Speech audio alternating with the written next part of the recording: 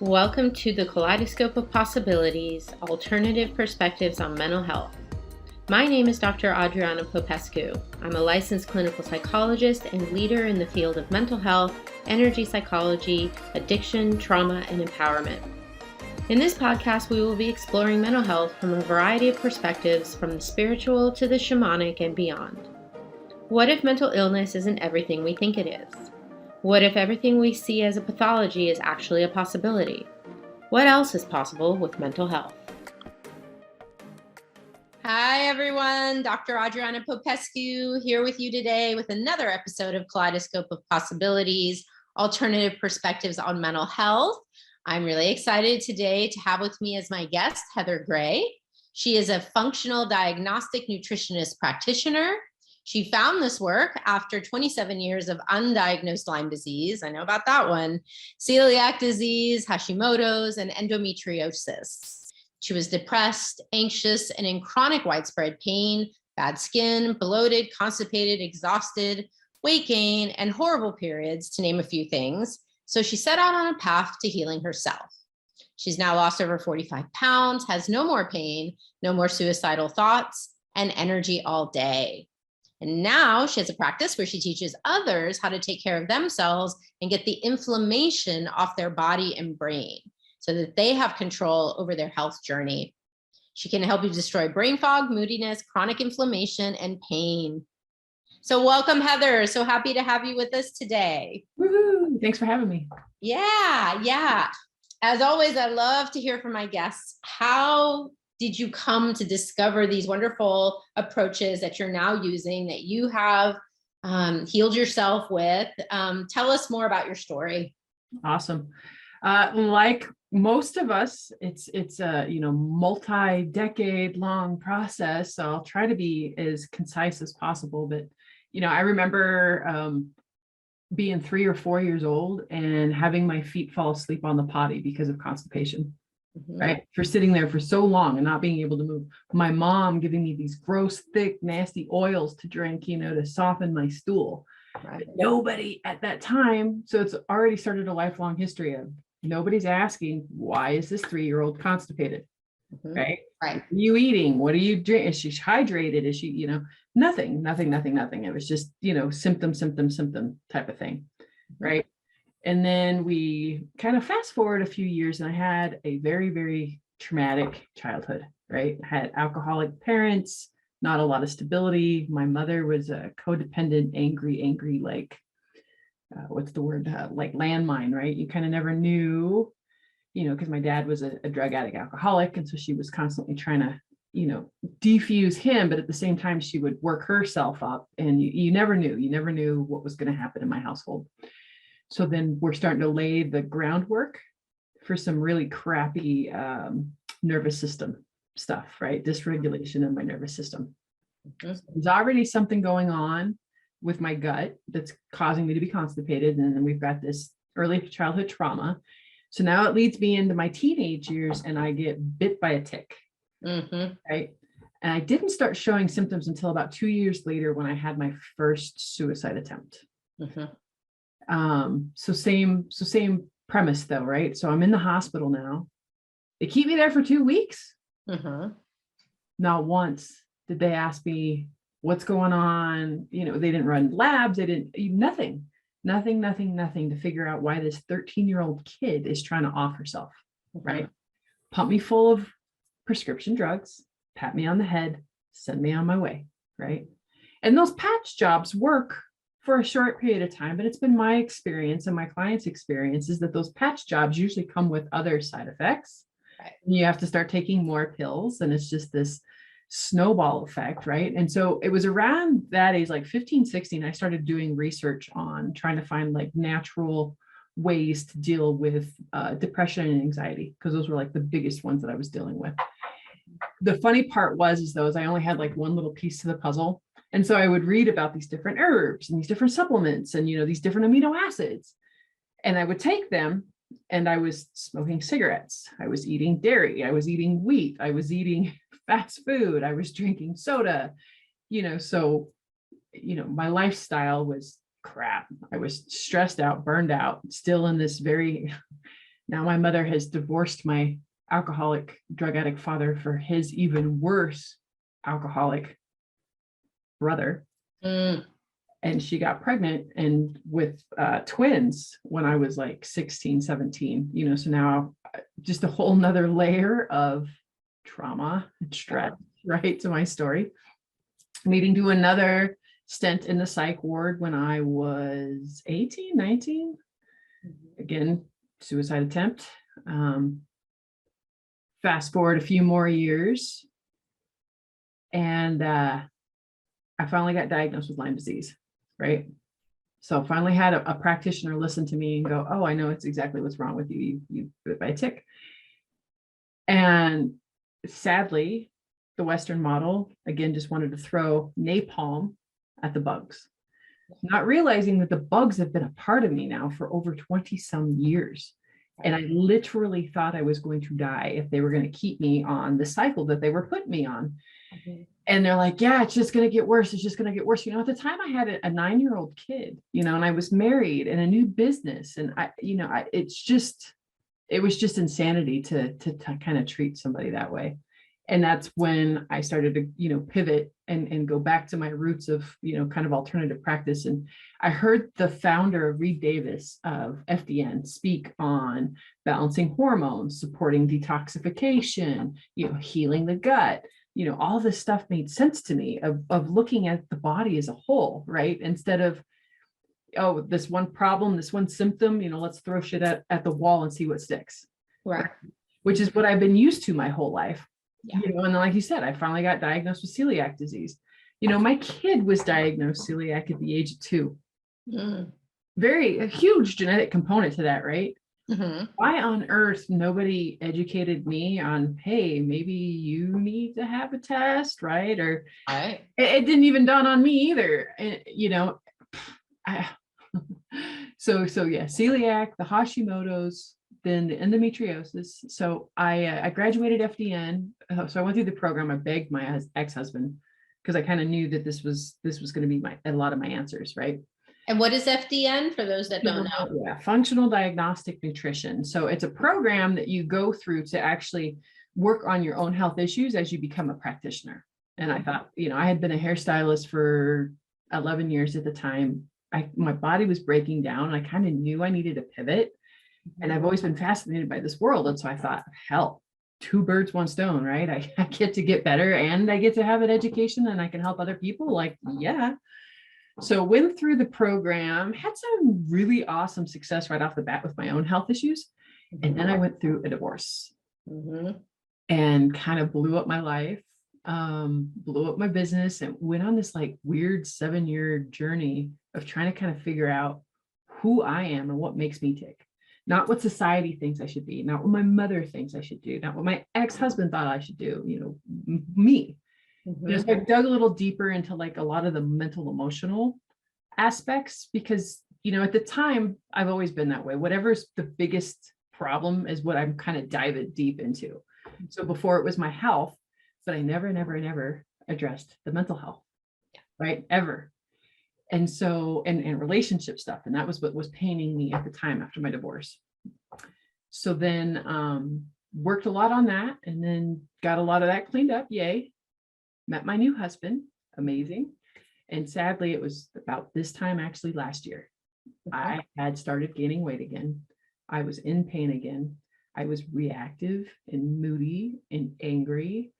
And I got into a fight with my husband and he's like, you know what? I'm not going to be married to an angry person anymore. Like, you need to figure this out. And that's kind of what started this like second peeling of the onion back layer of my journey, to really dive in deeper into trauma and how it relates to the nervous system, how it relates to autoimmune, how it relates to everything stored in the body. Like, it's all connected, right? Yeah. And so even I, as an FDN, was focusing a little too much on the physical. And I would notice that throughout the years, right? So I would focus on the physical and I'd get better, a lot better. And then I'd end back up at set point. I'd end back up at set point. And I was like, what the heck? And so finally, like I said, this last year, I was taking some really awesome classes with Dr. Aimie Apigian. And she teaches about the biology of trauma. right? And talks about the stored trauma in the nervous system, whether it be from toxins and chronic illness to early childhood trauma to, there's a lot of different things that actually constitute looking like trauma in the body, and it keeps your nervous system dysregulated, right? So things that a lot of people would look at me and go, Heather, that's not that big of a deal. Like, what are you doing right now? And to me, it was the end of the world, right? Because that was how my nervous system was constantly on alert, danger, danger, danger. So everything was danger. Yeah. So that was the last little kind of peeling back that layer, especially with the mental health stuff, because, my poor husband, over the last 2-3 years before that, I mean, he had to hear his partner talk about taking herself out on a pretty regular basis. And nobody should ever have to hear that come out of the mouth of someone they love. Right. It's a really hopeless place for them to be, because there's not a lot that they can do to help. Right. I just kind of feel like their hands are tied, and there was one point I was driving and was fighting with him and telling him I was going to take my car into the side of the wall, the rock wall that we lived by. And, there's nothing he could do at that point. He can't call the cops because he doesn't know exactly where I'm at. He's not with me, so he can't stop me. It's just not, thank God he's always been such a huge rock in my life. And he doesn't take me personally. He knows that my pain is my pain. And unlike my ex-husband, he doesn't take me personally. Yeah. But it was just, I knew I couldn't keep doing this to him. I knew I couldn't keep doing this to myself. And so dove back into work, started my business back up last April. So almost coming up on a year now. Yeah. You've said so many important things, and thank you for sharing that and, being so open with us, because I think so many people can relate to your story. And unfortunately, in our Western medicine paradigm, we see things as separate, like when you were in the mental health system, they were dealing only with your thoughts and your brain chemistry imbalance and not looking at the body and the other systems in your body. And then when you're too into the physical stuff, we're not necessarily addressing the mental stuff. To me, it's all connected. We can't even differentiate, even with those like labels sometimes, because we are like, our bodies and our minds are intricately interwoven. There is no real, and our spirit too, right? Is like, that's a big part of this as well. And I really could relate to when you were talking about your Lyme disease.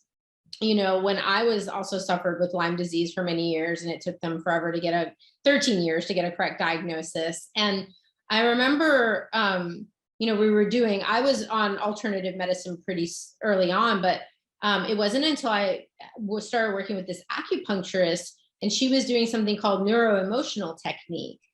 That and she was telling me about how Dr. Klinghardt, Dieter Klinghardt, who's really like the guru of Lyme disease, who's just wonderful Western medicine doctor up in Washington State, but also very knowledgeable in homeopathy and, alternative therapies. And she showed me an article of his that stressed what he had seen in his practice was all these people with these autoimmune conditions also seemed to have trauma. That was like the common denominator he was seeing, is that they have unresolved trauma, usually from childhood or early life, that is continuing to impact how their whole system is functioning. And that until you address that trauma, people can't really heal. And that was so huge for me, because I similarly had not really dealt with some of the earlier life traumas and didn't realize how those were impacting my whole body and my mind and my spirit. I just didn't get it. You just, as a kid, and I think in our culture, you're just told like, suck it up and move on.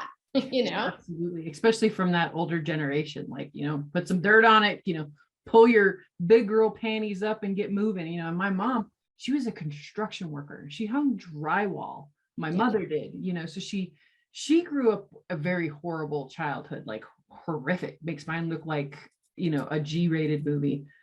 And kind of grew up in this very masculine industry, very physical. And I mean, she was like a dude with boobs, and she was hardcore, like hardcore. I mean, I remember when I was pregnant and we were outside working in her garden and I felt like I was going to pass out. And this was before I had been diagnosed with Lyme. And she was just like, Jesus Christ, what's wrong with you? This, berating of shame and guilt over feeling like I'm going to pass out in the middle of the hot sun in the summertime, but 2 months before I'm supposed to give birth, but here's this woman who's had 5 kids and twins that were, 5 pounds each, 6 pounds each. So I could never, kind of measure up. I was never allowed to be sick. Right. Because that just got shown as a huge weakness. Yes. And I'm not a big fan, the diagnosis for some can be really awesome because it can finally give a name to something that was mysterious for a long time. And in that can be some closure. I found a lot of times people will wear it like a security blanket and kind of stick to it too much. Yes. But I think for me, it gave me permission for the first time in my life to be like, no, I'm not okay. Right. And stop with your shaming and your guilt and your bullshit, because I have Lyme disease, I have celiac disease, I have Hashimoto's disease, I have endometriosis. Like, how much more do I have to get before I can have permission to be sick? Yes. Right? Yes. And for me, it was the same thing. I thought I had to be superwoman. The other thing that people don't often know is that with Lyme disease often comes chronic fatigue syndrome. And I got that label as well because I was a superwoman. I was trying to do everything for everyone and at the expense of my own health and well-being. And I think people just don't quite understand how the systems are all connected. Like people would look at even those diagnoses you just named and say they're different. Like a Western medicine doctor would say, okay, now you have to see the endocrinologist for this diagnosis, and you need to see the gastro guy for this diagnosis. And right. He's not talking to the left. Right, exactly. Like we're not looking at everything systemically as a whole, or the being, body, mind, spirit as a whole, and where are things in balance? Because what I learned in my journey is that if one thing gets imbalanced, like your amygdala, let's talk about trauma, right? Your amygdala is telling your nervous system danger, danger, and we're always in this activated fight flight kind of response. That impacts how your neurotransmitters function. It impacts how your hormones function. It impacts how your gut functions, right? All of it is connected. So can you tell us more about how that works and what you've learned about what do we need to look at when we're looking at this systemic imbalance? How do we even start? That's a good question.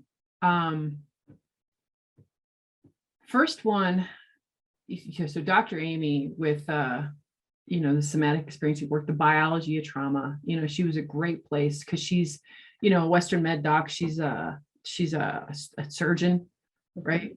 But she also has this alternative kind of modality mindset about her, looking at the body as a whole, right? Because of her own health journey. And that's why I resonated so much with her work.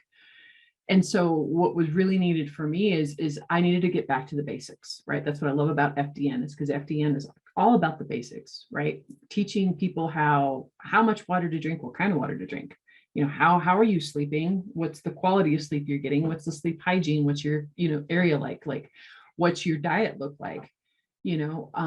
So removing hidden stressors from the body so that the body then can breathe. And so food sensitivity testing is kind of like number one with that. Mm-hmm. I found with the autoimmune, with the leaky gut, like food sensitivities are low-hanging fruit, as Dr. Aimie would say. Yeah. Because like with me, I was reacting to almonds, coconut, and pork, right? So a lot of people think that they're going to be reacting to the junk food, they don't realize that they're going to actually have to go off of like healthy food, because that's actually what's, leaky gut. It's food getting into our bloodstream that doesn't belong there, right? Our gut is supposed to be nice and strong and not let anything out into the bloodstream. And now it has, because of trauma, damage, prescription drugs, heavy metals, parasites, bacteria, and yeast. And so whatever we eat on a regular basis is now getting into our bloodstream on a regular basis, and it's causing our immune system to fire up against apples. Apples, you don't belong here. Who are you? Now we got an immune system response. Well, the bad part too about having an immune system response like that towards apples is that now every time I eat apples, right, for that period of time, it's reacting the immune system. But also there's a lot of collateral damage that goes on when the immune system is constantly being activated, which causes a lot of inflammation. Mm-hmm. So some quick wins, right away for folks, get inflammation down is the food sensitivity test. The other one that I love doing is the Metabolic Plus panel, which I learned from Dr. Aimie and, in the biology of trauma, because for the longest time, I also have this huge spiritual side of me, and there's a lot of sad teaching out there that looks a lot like spiritual bypassing, right? Mm-hmm. Just be positive, just turn your frown upside down, just, focus on the positive, blah, blah, blah. And for the longest time, no matter how much I did that, I was still sick. I was still racing thoughts. I was still anxious. I was still depressed. I was still angry. So then here comes another whole level of guilt and shame because I'm obviously not doing this right. So no, come to find out, right, that I've got this pyrrole disorder, right? I've got zinc deficiency. I've got a copper excess. I've got these things, a huge histamine problem.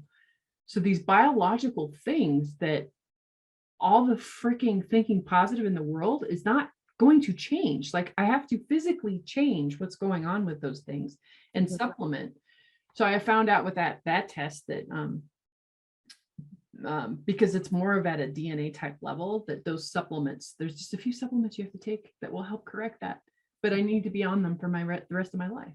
Mm-hmm. But still, what a gift that I take a couple supplements, right? And I'm actually operating at a more normal level. I mean, It's huge. So I brought up, so pyrrole disorder. Pyrroles are a byproduct of oxidative stress. Mm-hmm. Your body actually doesn't have any use for pyrroles, so it tries to get rid of them as soon as possible because they like to eat zinc and they like to suck up B6. Mm-hmm.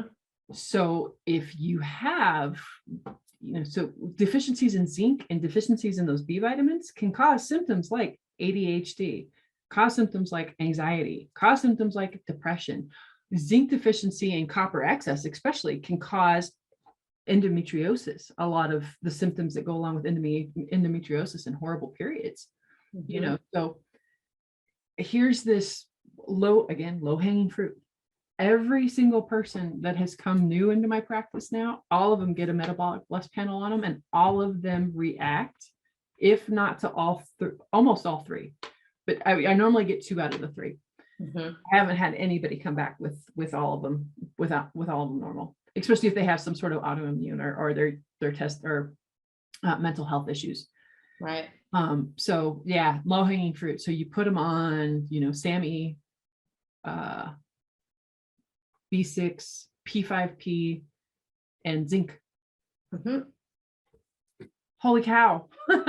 How easy is that? Like, it's ridiculous. And I'm now getting my brain and my body back in a way, those spinning thoughts are gone, Wow. I mean, it's just incredible. So, so food sensitivities, I do the Metabolic Plus panel. I'm always looking at the thyroid, because the thyroid, if that's out of balance, out of whack, again, all the positive thinking in the world, all the exercise in the world, all the fill in the blank in the world is right. Not going to help you get your mind back, right. Get function back if your thyroid's out of whack, right?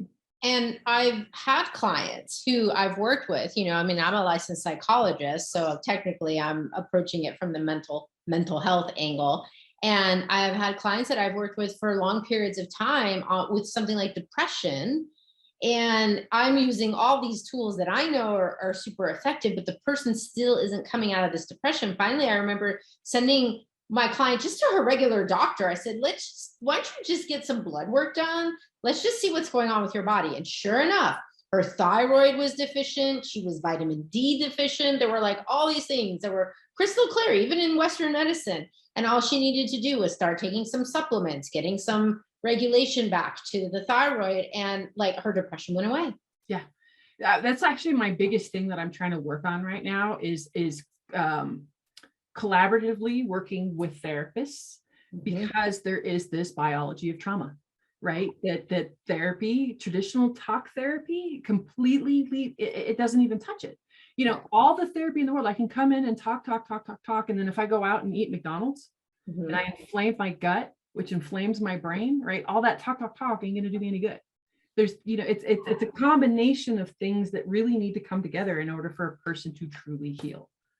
Yes, you mentioned inflammation a few times. And I think people hear that a lot, but don't really understand what it means. Like I'm thinking, you know, inflammation means something swollen. I sprained my ankle and it's inflamed because but what do you mean internally with inflammation? Gotcha. So inflammation in itself is not a bad thing. Inflammation is there to help clean up dead and damaged cells. It's a part of, you know, how we're built. So inflammation on its own, not a bad thing. Too much inflammation, chronic inflammation, is actually the root cause of almost all diseases out there these days. And it actually will damage your cell membrane to the point where good stuff can't come in and bad stuff can't go out, right? So now we become toxic, right? Now we're nutrient deficient. Now we're, any of those cells that were made to do whatever their specific modality is are having a harder time producing what they need to do. You know, and inflammation, Dr. Tom O'Brien, I love him. He says that a lot of that inflammation will be targeted in your genetic weak link, right? So if, you know, for me, Hashimoto's, right? My thyroid, mental, emotional stuff, you know, gut stuff. So it can show up in anybody differently, right? It just kind of depends on where those weak links are in your own body. Right. So then when my understanding then with inflammation and then is that, you know, our body then needs to create places to store all these toxins.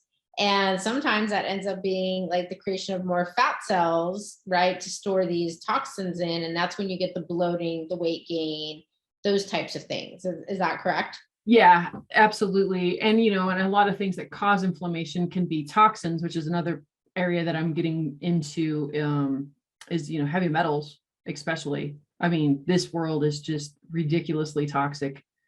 I mean, they're finding over 200 different types of chemicals in a newborn's cord blood. Yes. Like that is disturbing on so many levels. And so another reason why people can't lose weight if they're inflamed is also due to toxins, because all toxins, especially heavy metals, will take the place of other things that are supposed to be happening. So toxins will interfere with insulin receptors, right? So they're thinking that actually type 2 diabetes is not just all about sugar, that it's actually a huge component to having toxins and heavy metals that are competing for those insulin receptors. Same thing in the brain. If you've got heavy metals stored in the brain, aluminum, some other stuff, it's actually competing for the minerals.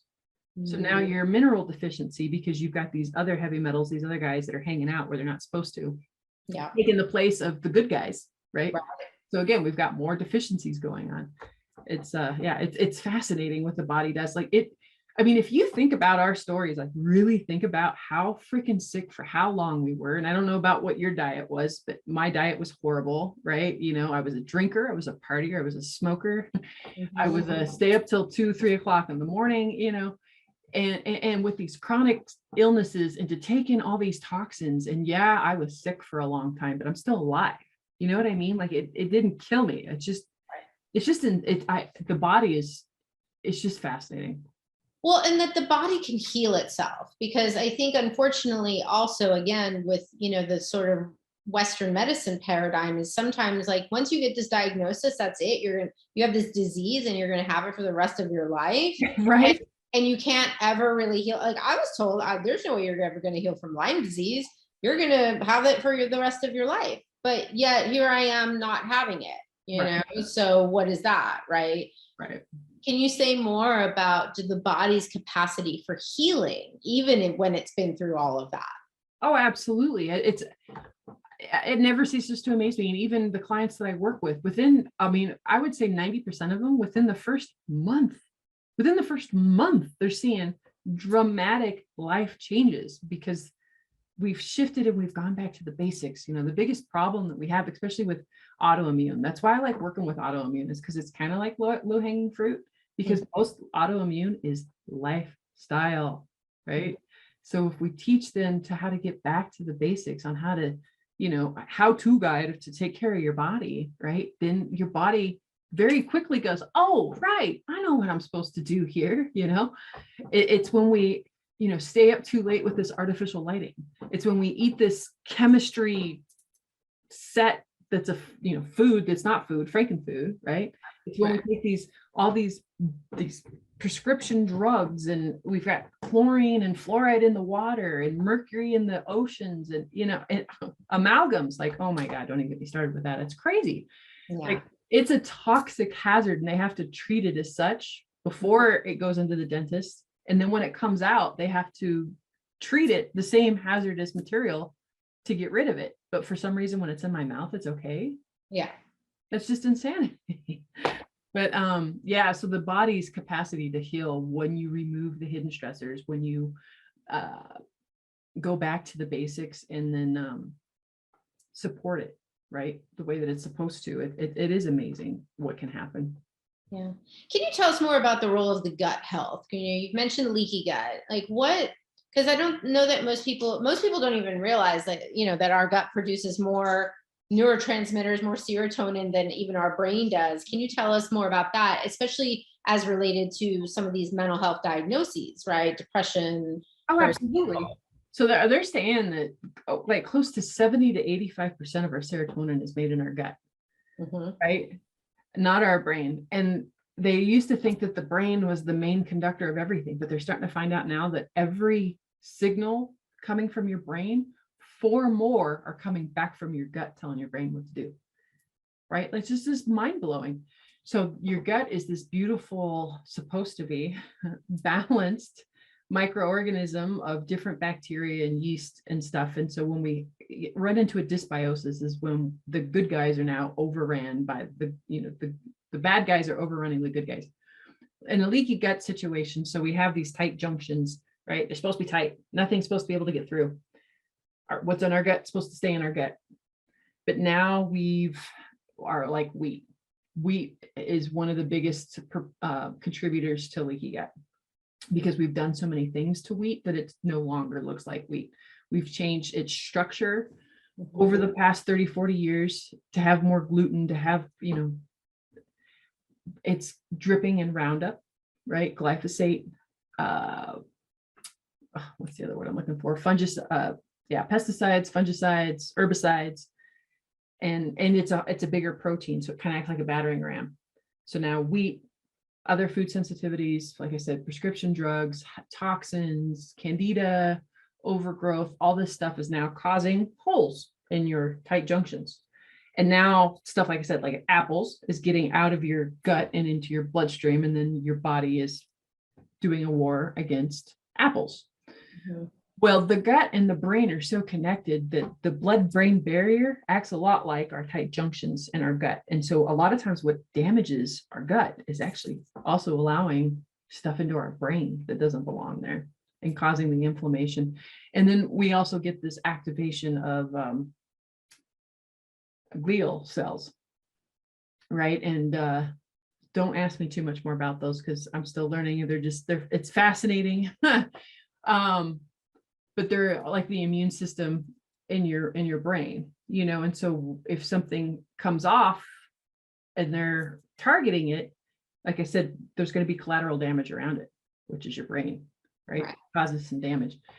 So if you've got a leaky gut, you're going to have a leaky brain. I mean, I don't know anybody that doesn't have gut issues that aren't also having issues of brain fog, concentration, memory issue, there's just a huge correlation. And so instead of going straight for the brain, like I used to with the neurotransmitters and the amino acids and that type of support, I'll still use some of that stuff just to get somebody a quick win, especially if they're in crisis type of stuff. But for the most part, I really want to focus on that good gut health, the good bacteria doing what they're supposed to be doing, because if they're not producing the B vitamins that we need, then we're not going to have the energy, and we're going to have brain fog, and we're going to, so it's just this, it's all intertwined. Yeah. And that so much of depression in particular can be tied back to this, rather than it being all about how you're thinking, or, right? Like, I mean, that's certainly part of it, but I think people don't quite understand that also when you're dysregulated in your body, it affects how you think. It affects how you see the negative thoughts that may come or whatever it is. A lot of times is because I've seen it with the COVID lately, right? A lot of my clients have gotten sick with COVID, and I'm watching their like thoughts, get really dark and ugly. And, when normally maybe they don't have so much of that, they may have some, but like it seems to, when we're sick physically, it seems to also impact how we see ourselves in the world. Oh, absolutely. And any kind of deficiency can contribute to that. Like, it's amazing. I used to think that those spinning dark thoughts of mine were who I was, that there was just something wrong with my brain and I was broken.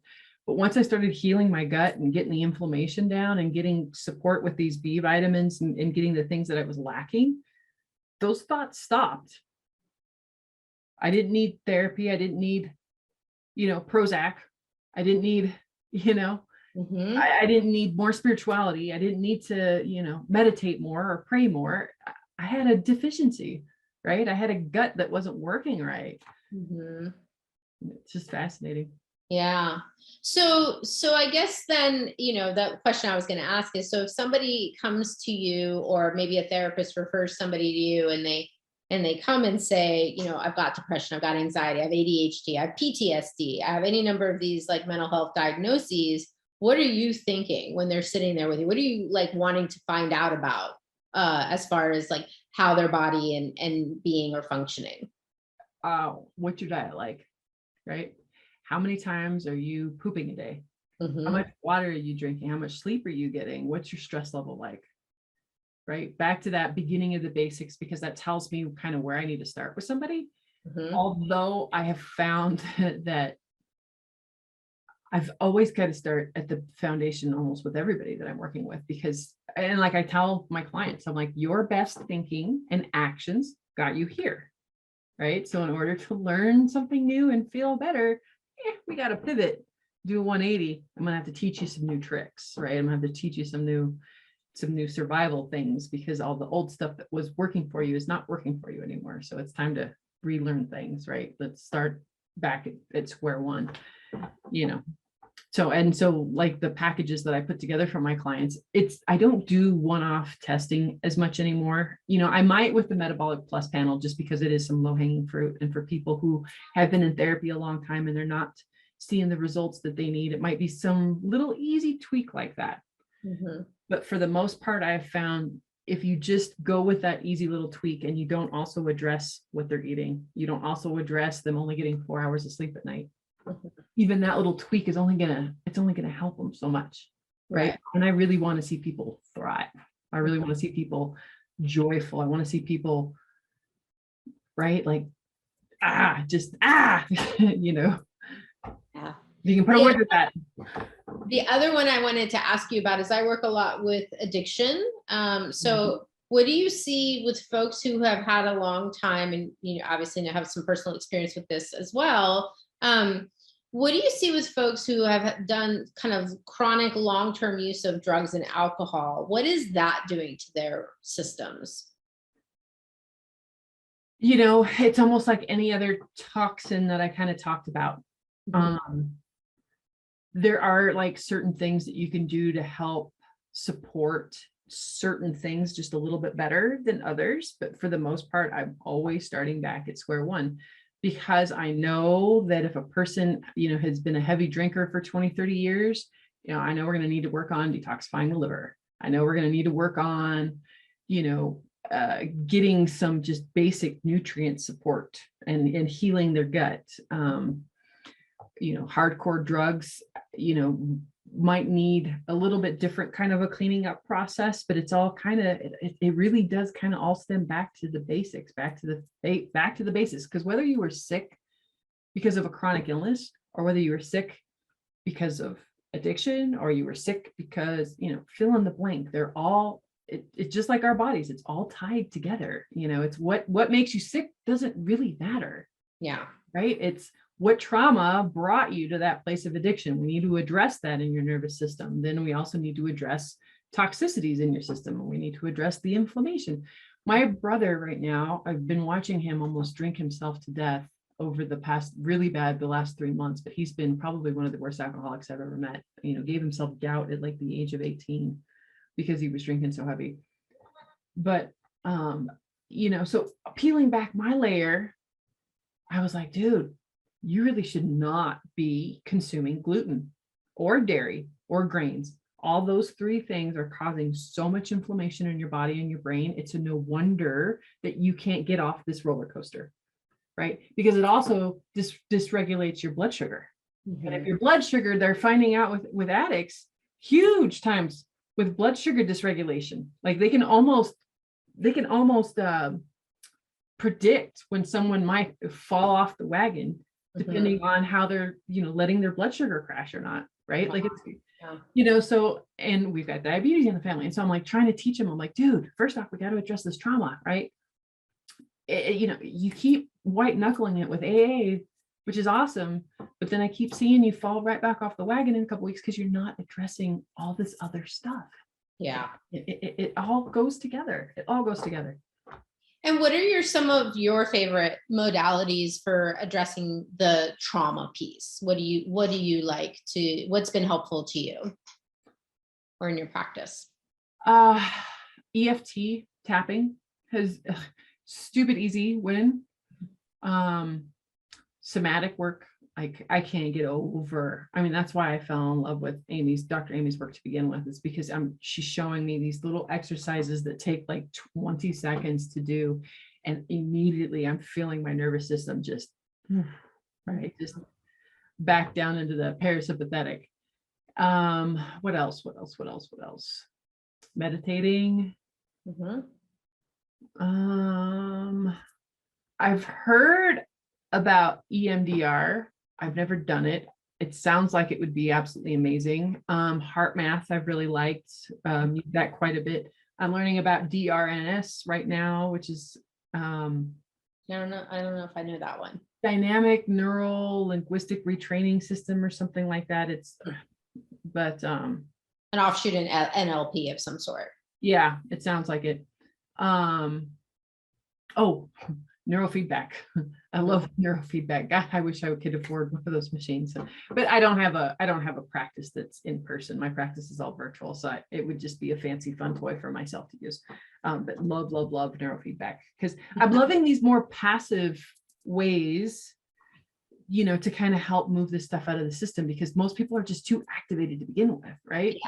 Yes. They're in that chronic state, like we said, of fight flight, because this ties back to adverse childhood experiences, right? The ACEs study. I mean, we know that children, when they're exposed to high stress situations, their brains just starts like constantly, their amygdala is always, like you said, in that activated, like threat, danger, I'm not safe kind of, space, which means that you're constantly running the hormones and then like adrenaline and cortisol and all of that. And we know that stress is at the root. Stress and inflammation now, we could say, are at the root of all of these conditions, and they exacerbate all of these conditions. So finding ways to re-regulate the nervous system, and this has really come out. I've been practicing psychology, for 25 or more years. It's just really in the last few years that how important it is to re-regulate the nervous system. And now that we understand, we can look at brains under, MRIs and things, and we can see, we have such a better understanding of how the body works and how important it is to down-regulate the nervous system and get people out of that fight-flight response. And I think some of the modalities you mentioned are some of the ones that I also use that I found super helpful as well. So I'm so grateful for this conversation that we've been having. So if people, Heather, want to find out more about you, about your work, where can they do that? Yeah, Discovering Health on Facebook and Instagram, Discovering Health FDN. And then I also have a podcast that I just came out with like a couple weeks ago called Talking Shit with Heather. Nice. Literal shit, because I'm a practitioner. So sometimes we're talking about bugs and coffee enemas, but then also talking about the shitstorm is what we call it, the story, right? What got you to where you are? Because I'm mostly talking to other practitioners, other modalities. And I found that most healers have their own story of what brought them here. And a lot of times it's just, in the past, especially, it's been taboo to talk about some of that stuff, to talk about early childhood trauma and alcoholic parents and brothers who are drinking themselves to death.